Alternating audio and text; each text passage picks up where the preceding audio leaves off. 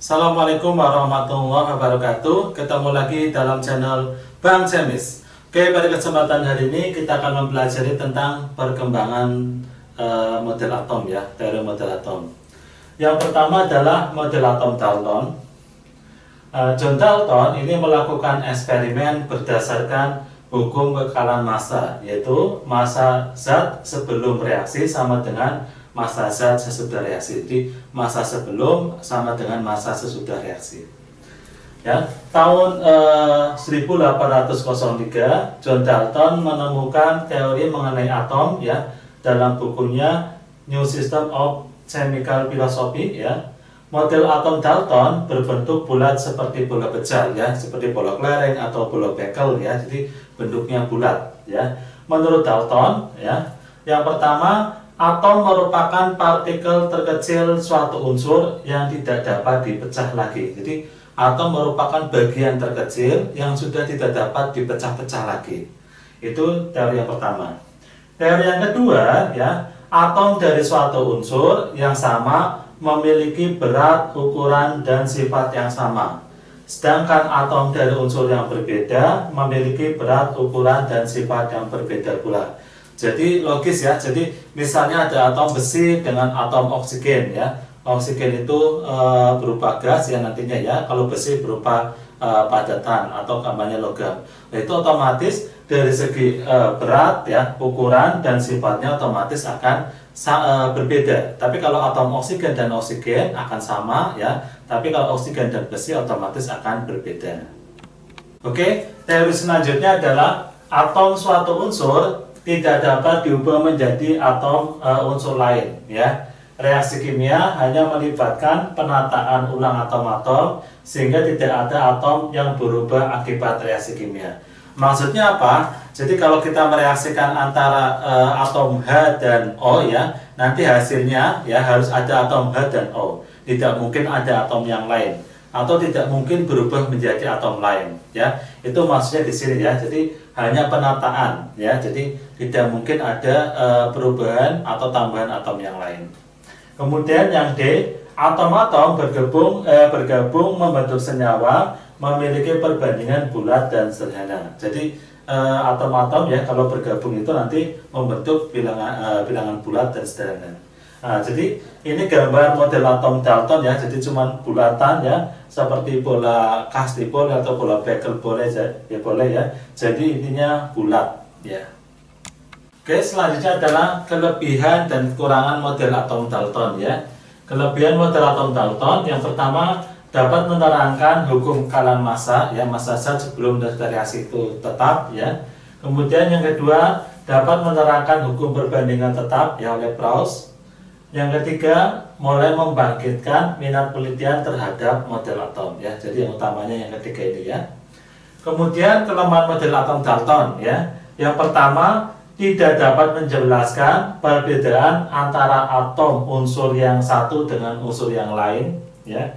Kemudian dua, tidak dapat menjelaskan sifat listrik dari materi.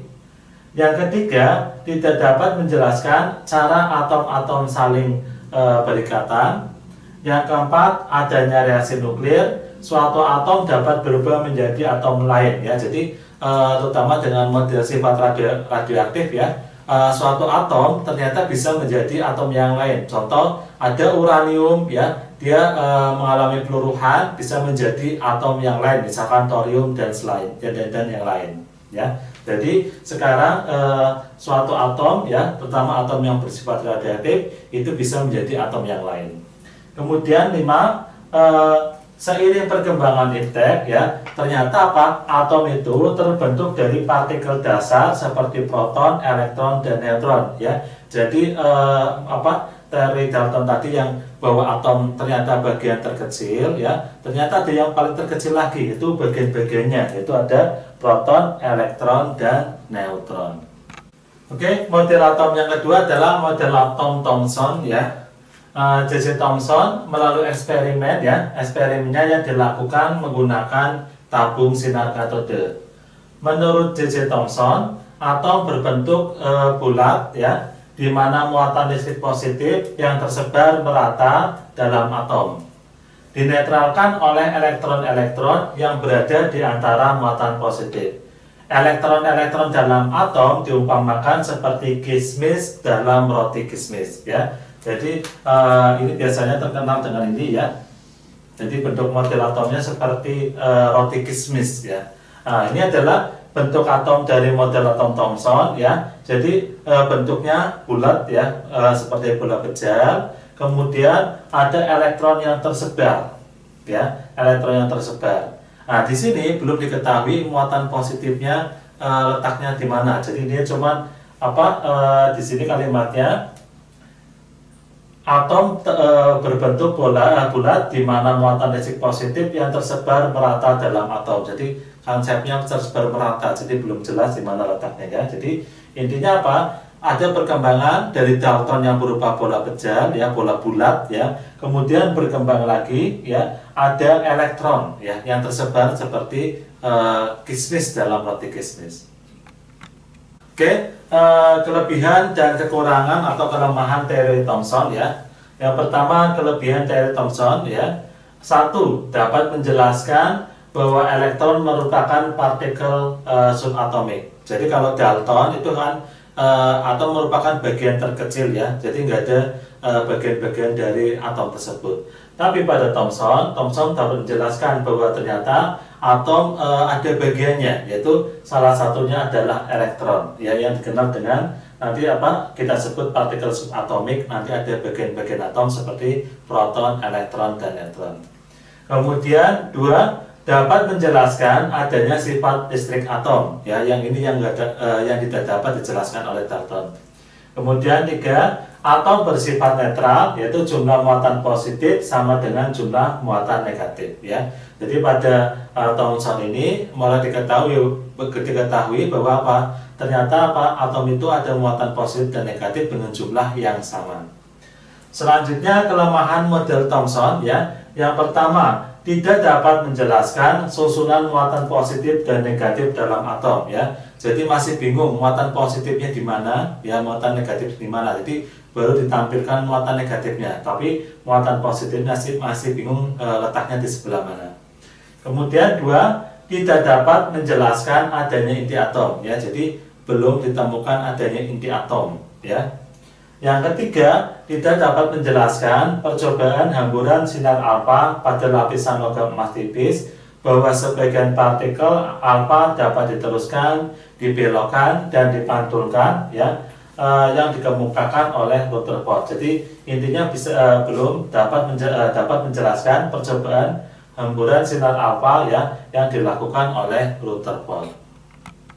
Oke, model atom selanjutnya adalah model atom Rutherford, ya. Eksperimen yang dilakukan Rutherford adalah penembakan lempeng tipis dengan partikel alfa. Hipotesis dari Rutherford adalah atom tersusun atas inti atom dan elektron yang mengelilinginya. Inti atom bermuatan positif dan massa atom terpusat pada inti atom. Atom bersifat netral sehingga jumlah muatan positif dalam inti, ya, atau jumlah proton harus sama dengan jumlah muatan negatif, ya, jumlah elektron. Jadi pada atom Rutherford ini, ya, di sini atom sudah mulai jelas, ya. Atom tersusun atas inti atom dan elektron yang mengelilinginya. Inti atom bermuatan positif. Jadi di sini sudah jelas ternyata muatan positifnya itu berada di tengah, ya, atau di inti atom, ya. Nah, di sini ini adalah model atom Rutherford, ya, di mana di tengah, ya, namanya inti atom itu tersusun atas tersusun misalkan saya kasih warna biru ini proton, kemudian yang merah ini neutron, ya. Ini namanya inti atom atau sering disebut nukleon, ya. Kemudian dikelilingi oleh elektron, ya, yang hitam-hitam ini sebagai elektron, ya. Inti atom ini juga disebut dengan nukleus, ya. Jadi atom intinya ini atom terdiri dari elektron, ya, yang bermuatan negatif dan inti atom yang bermuatan positif, di mana inti atom terdiri dari proton dan neutron. Oke, selanjutnya adalah kelebihan model atom Rutherford, ya. Yang pertama, dapat menjelaskan inti atom yang bermuatan positif, ya. Yang kedua, dapat menjelaskan fenomena penghamburan sinar alfa oleh lempeng emas tipis. Kemudian kelemahan model atom Rutherford, ya. Yang pertama, belum mampu menerangkan penyebab elektron tidak jatuh ke inti atom, ya. Yang kedua, belum mampu menerangkan letak elektron dan cara rotasinya terhadap inti atom. Yang ketiga, tidak bisa menjelaskan spektrum garis pada atom hidrogen, ya, atau H. Oke, selanjutnya adalah model atom dari Niels Bohr, ya. Pada tahun 1913, ya, Niels Bohr berhasil memperbaiki kelemahan dari model atom Rutherford, ya. Percobaannya menganalisis spektrum warna dari atom hidrogen yang berbentuk garis, ya. Hipotesis Bohr ini adalah antara lain apa aja? Yang pertama, atom terdiri dari inti atom, ya. Atom terdiri dari inti atom yang bermuatan positif dan dikelilingi oleh elektron yang bermuatan negatif di dalam suatu lintasan tertentu yang stasioner, ya, dan disebut dengan orbit atau kulit. Kemudian yang kedua, ya, elektron dapat berpindah dari orbit satu ke orbit yang lain dengan memancarkan atau menyerap energi, sehingga energi elektron itu tidak akan berkurang. Jika berpindah lintasan ke lintasan yang lebih tinggi, ya, maka elektron akan menyerap energi. Jika beralih ke lintasan yang lebih rendah, maka akan memancarkan energi. Oke, yang ketiga adalah selama elektron berada dalam lintasan stasioner, ya, energi akan tetap sehingga tidak ada energi yang dipancarkan maupun diserap, ya. Nah, ini adalah model atom dari Niels Bohr, ya. Nah, di sini ada kulit pertama, kulit kedua, ya, kulit ketiga, dan seterusnya, ya. Kulit pertama berarti apa? Simbol N-nya sama dengan 1, ya. Ini biasa disebut dengan subkulit yang K, kulit K, ya. Kemudian selanjutnya kulit L, dan selanjutnya adalah kulit M, ya. Jadi dimulai, ya, nanti dimulai dari kulit K, ya. Kenapa K? Ya, karena ini salah satu kecerdasan dari Niels Bohr, ya. Kalau menggunakan kulitnya A, ya, nanti ada penemuan terbaru, maka penelitian Niels Bohr ini akan salah, ya. Ternyata apa? Tidak ada penemuannya terbaru di dalamnya, ya, kulitnya, ya. Akhirnya apa? Penelitian Niels Bohr sampai sekarang kita gunakan, dan dimulai dengan kulit pertama sebagai kulit K dengan N sama dengan 1, kulit kedua L, N 2, kulit ketiga M, N 3, dan seterusnya. Jadi urutan saja K, L, M, N, dan seterusnya. Kemudian ada bagian-bagiannya, ya. Di sini ada neutron, ya, yang yang warna merah ini. Kemudian ada proton, ya, yang plus ini, ya. Nah, ini semua disebut dengan inti atom, ya. Ini disebut dengan inti atom, ya. Inti atom ini, ya, bermuatan positif. Kenapa bermuatan positif? Karena neutron itu, ya, neutron itu muatannya netral, ya, tidak bermuatan, ya. Dan proton itu bermuatan positif, maka inti atom ini bermuatan positif, ya. Inti atom sering disebut dengan nukleus atau nukleon, ya. Kemudian dikelilingi oleh elektron, ya. Elektronnya nanti dari kulit pertama ada 2, ya, 2 elektron, kulit kedua ada 8 elektron, dan seterusnya, ya. Jadi ini merupakan gambar dari model atom Niels Bohr. Kemudian untuk energi, ya, energi kalau dari kulit ke luar, kulit ke dalam nanti melepas energi. Kalau dari kulit dalam keluar nanti menarik energi. Oke, saya pakai logika yang sederhana aja, ya. Misalnya, ya, saya kasih nilai, ya, energinya di sini misalnya di sini 5, ya. Kemudian di sini 10, di sini 15, ya. Ini hanya pemisalan aja untuk memahami energi diserap atau dilepas, ya. Kalau misalnya, ya, dari kulit berarti M, ya, dari kulit M ke N, ya, M ke N. Berarti dari M itu dari kulit yang ketiga ini mau masuk misalnya M ke K aja biar gampang, ya. M ke K, M ke K, ya. Berarti dari kulit ketiga mau kulit pertama, ya. Ini ada kulit ketiga itu nilainya 15, ya. Kulit pertama nilainya 5. Berarti apa? Biar sama dengan nilai 5, ya, logikanya gimana? Berarti harus nilainya sama, ya. Nilainya sama dengan cara apa? Melepas energi biar 5, ya. Jadi dari kulit luar ke kulit dalam berarti apa? Harus melepaskan energi. Ya, ini hanya cuma logika biar paham energinya dilepas atau ditambah menarik. Kemudian yang logika kedua, misalnya dari kulit L, ya, mau ke M, ya, L mau ke M, ya, dari L mau ke M. Di sini nilainya 10, ya, ini nilainya 15. Bagaimana biar kalau sini biar sama-sama 15? Caranya apa? Dengan menyerap energi. Ya, jadi dari sini dari L ke M harus menyerap energi biar besarnya sama 15. Ya, jadi ini hanya untuk ilustrasi sederhana aja ya. Biar mudah aja memahami kapan energinya diserap atau energinya dilepas. Oke, selanjutnya adalah kelebihan teori atom Bohr ya. Yang pertama, dapat mengaplikasikan teori kuantum untuk menjawab kesulitan dalam model atom Rutherford. Yang kedua, dapat menjelaskan garis spektrum atau serapan absorpsi dari atom hidrogen. Ya.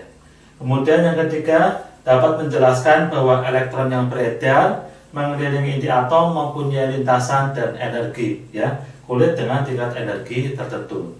Jika ingin berpindah dari kulit yang lebih rendah ke lebih tinggi, dari rendah ke lebih tinggi akan menyerap energi, sedangkan dari kulit yang lebih tinggi ke kulit yang lebih rendah akan melepaskan energi. Yang pertama, tidak dapat menjelaskan spektrum atom lebih besar dari hidrogen. Kemudian yang kedua, tidak dapat menjelaskan pemisahan garis-garis spektrum, ya, pada magnet yang dikenal dengan Zeeman effect, ya, atau Medanist-Rick Stark effect, ya. Kemudian yang ketiga, tidak dapat menjelaskan intensitas relatif dari garis spektrum. Oke, selanjutnya ya, model atom mekanika kuantum atau model atom modern ya. Teori atom mekanika kuantum yaitu ya, jadi teorinya berbunyi atom memiliki inti atom bermuatan positif ya, dikelilingi oleh elektron-elektron bermuatan negatif ya. Ini hampir sama dengan Niels Bohr ya, cuma bedanya di sini. Posisi elektron dalam mengelilingi inti atom tidak dapat diketahui secara pasti ya, sesuai dengan prinsip ketidakpastian Heisenberg ya. Dan gerakan elektron dalam mengelilingi inti atom memiliki sifat dualisme gelombang partikel, yaitu sebagai cahaya dan materi ya. Jadi secara umum ini hampir sama dengan teori atom dari Niels Bohr ya, cuma bedanya pada di sini ya, posisi elektronnya. Jadi kalau yang Niels Bohr itu mengikuti tingkat energi ya, tapi kalau di sini posisi elektron dalam mengelilingi atom tidak dapat diketahui secara pasti ya, sesuai dengan prinsip ketidakpastian Heisenberg. Dan gerakan elektron dalam mengelilingi inti atom memiliki sifat dualisme gelombang partikel ya, yaitu sebagai cahaya dan materi. Nah, di sini ada beberapa tokohnya ya. Tokoh yang pertama adalah De Broglie ya. Menurut beliau, cahaya dapat berperilaku sebagai materi dan berperilaku sebagai gelombang. Ini disebut dualisme gelombang partikel ya. Ini salah satu yang mendasari dari teori model atom ya, mekanika kuantum. Oke, yang kedua ya, tokoh yang kedua adalah Heisenberg ya. Teorinya tidak mungkin menentukan kecepatan dan posisi elektron secara bersamaan ya, tetapi yang dapat ditentukan hanyalah kebolehjadian menemukan elektron pada jarak tertentu dari inti ya. Daerah kebolehjadian terbesar ditemukannya elektron dalam atom disebut dengan orbital. Kemudian tokoh selanjutnya adalah Edwin Schrödinger ya. Mengajukan teori yang disebut dengan teori mekanika kuantum ya. Menurut beliau, kedudukan elektron tidak dapat ditentukan dengan pasti. Yang dapat ditentukan adalah kemungkinan menemukan elektron sebagai fungsi jarak dari inti atom ya. Nah, ini gambar model atom mekanika kuantum ya, sebenarnya hampir mirip dengan Niels Bohr ya, tapi di sini ya sesuaikan dengan teori-teori dari tokoh-tokohnya ya. Jadi di sini gambarnya sebenarnya tetap ada lintasan ya, tetap ada lintasan, dalamnya tetap ada proton elektron, dan lintasan ini dikelilingi oleh elektron. Tapi di sini ya untuk menemukan elektron itu menggunakan kebolehjadian. Jadi mungkin di sekitar sini atau sekitar sini, tapi tetap dalam lintasan itu. Oke, kelebihan dari teori atom mekanika kuantum ya, atau teori atom modern ya, atau model atom modern. Yang pertama, dapat mengetahui ya kebolehjadian menemukan elektron ya. Jadi dapat mengetahui kebolehjadian, jadi kira-kira elektron terdapat di mana ya, atau dalam suatu orbital. Kemudian yang kedua, dapat mengetahui posisi elektron yang sedang mengorbit. Yang ketiga, dapat mengukur perpindahan energi eksitasi dan emisinya. Yang keempat, dapat mengidentifikasi bahwa pada inti atom terdapat proton dan neutron, kemudian dikelilingi oleh elektron yang berputar pada porosnya atau orbitnya.